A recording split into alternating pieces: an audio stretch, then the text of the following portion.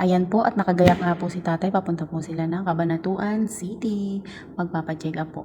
Okay naman po si tatay. Kaya lang po every month meron pong check up si tatay sa Cabanatuan. Dahil po nandun yung doktor niya. Kaya po doon po ang check up. So ayan po nakita nyo naglalakad si tatay papunta sa waiting area. Kasama niya po si tita at si kuya Berto dyan sa ospital. Nagmamasid pa po habang naglalakad. Ayan po at nakaupo na nga po si tatay habang hinihintay ang tawag ng pangalan niya. Nagutom na pagkatapos ng check-up. At nakakatuwa po, meron nga po palang nagpa-picture kay tatay. Sabi po ay lolo ni Sir Gavin. Ayan, shout out po sa nagpa-picture. Thank you. Nakakatuwa po at sikat na nga din po si tatay. Ayan, at syempre po hindi mawawala ang picture sa kainan, syempre. Ayan, pagkayari nga po ng check-up ay nagpakain si ating dahil nagaya po si tatay. Gutom na daw po siya.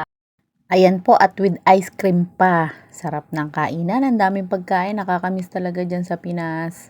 At pagkatapos pong kumain, ayan, nag-grocery na po ang aming tatay. Ayan, pinag-grocery po siya ni Ateng. Salamat, Ateng.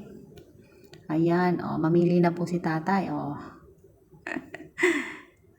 Mahilig po sa, sa mga spam. Kaya po yan ang mga binipili niya. Hindi naman po yan araw-araw niyang uulamin. Pag lang po talaga minsan na hindi nakakapagluto o late na po yung uwi ng mga kapatid ko. Kaya po kailangan may stock po si tatay na pagkain din para anytime po na nagutom din, makakakain po siya ng maayos at nasa oras. Yan. At shout out kay Tita Mare, ayun no. At kay Kuya Berto, thank you sa inyo. Laging nandyan para kay tatay. Thank you, Tita. Ayan, masaya po si tatay niyan kasi nga nag-grocery na naman siya. At nakita niyo po nagbi-video rin si Tita Maria. Ayan, follow niyo na po si Tita, magba-vlog na din daw po siya. Yeah, nag-aano po kasi siya, nagsisend po sa amin ng picture at video kung ano pong kaganapan na nangyayari kay tatay. Kaya po video ng video yan si Tita Maria. Thank you, Tita.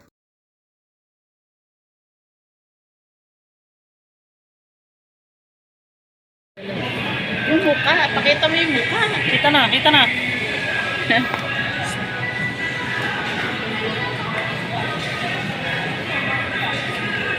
Paano, tita?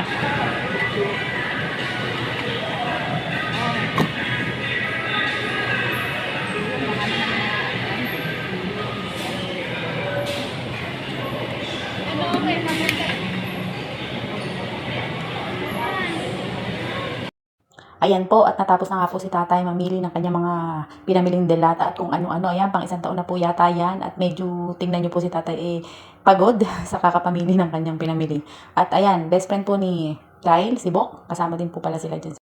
At chinecheck lang po ni tatay kung meron pa siyang nakalimutan na hindi na ibili. Kaya po, tinitingnan muna nila kung okay na ba o may nakalimutan pa si tatay. At pagkatapos nga po niyan ay nag-ready na sila pauwi ng Bulacan. Sabi na po sila kakapamili ni tatay ng kanyang mga kailangan sa bahay at mga pagkain.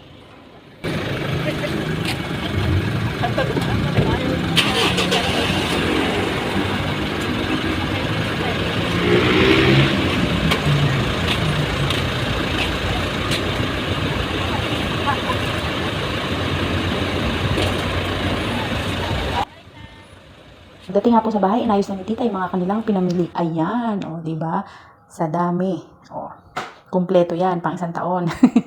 Inayos na po ni tita para po alam ni tatay kung saan niya kukunin at hindi na po mahirapan si tatay ng kakahanap kung saan-saan. Ayan. Thank you, tita.